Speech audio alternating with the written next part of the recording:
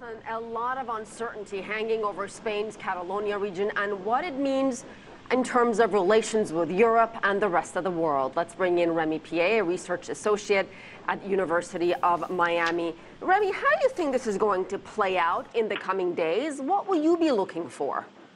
Well, in a situation like this, when you have a potential worsening crisis, it's very important to follow the rule of law and the Constitution. Right now, the decision taken by Madrid is to enforce the Constitution and therefore destitute for rebellion the leader of Catalonia that had declared independence based on a vote that in some aspect has been flawed. So the next step is obviously, as they did, to call for a general election, trying to see what is the actual will of the people of Catalonia, and more than anything, follow the Constitution, making sure that the rule of law is respected and the sovereignty of Spain is enforced.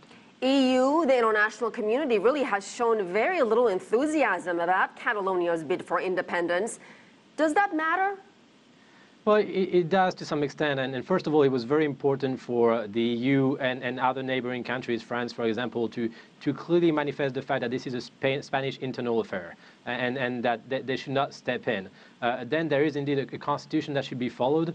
There are inside the framework of the EU a series of different rights for regions. Catalonia has actually got more power within Spain and has different ways of exerting some kind of sovereignty in terms of regional affairs with other regions in Europe. So there is a framework for development of affairs inside Catalonia. But right now, the enforcement and kind of the more radical approach that Puigdemont was having inside Catalonia is actually not even in the best interest of Catalonia, because we're seeing a series of different companies moving away from Catalonia. And according to the latest poll, most of the people in Catalonia, 55%, are actually still in favor of being part of Spain.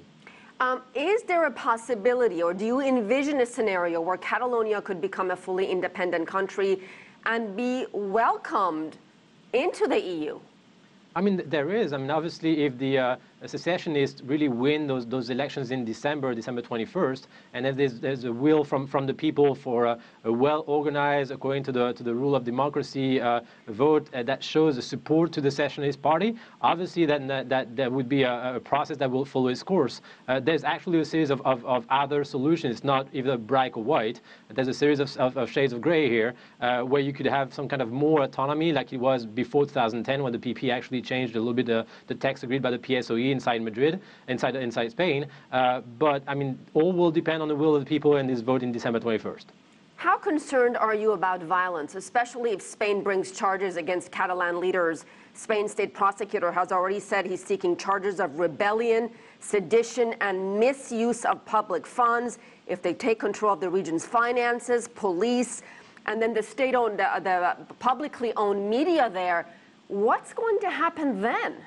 I'm not too concerned in the short term. We do see that the former president of Catalonia actually is left the country for the moment. We do have clearly established laws and clearly established framework that have been followed. So as in that situation, I do not see a rise of violence. And more than anything, everyone is focused on the December 21st election. If there was no way out, then potentially there could be a rise of violence. But in that case, there's a call for a democratic vote for the future of Catalonia, to which most of the secessionist party actually agreed to participate.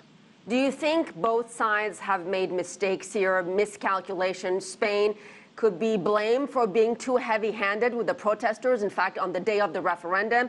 And maybe Catalan leaders could be faulted for underestimating really the magnitude of their decision to declare independence.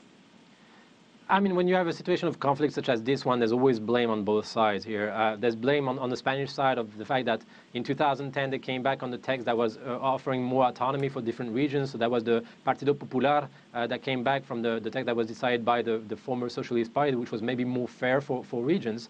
On the side of Catalonia, absolutely. I mean, the whole ambition from Puigdemont and the secessionists were to create this crisis, and therefore they create a situation of conflict that they were advocating for, to be able to push forward more autonomy for the region. But on both sides, there was maybe a miscalculation of the strength of the other side and non-will of letting down one's claims. So maybe Madrid should have been more straightforward in working with Catalonia on trying to find a way out to this crisis. And obviously, the question is whether or not Puigdemont position as head of Catalonia was something that a political leader, was it responsible for someone to do this? Remi Piet, thank you so much.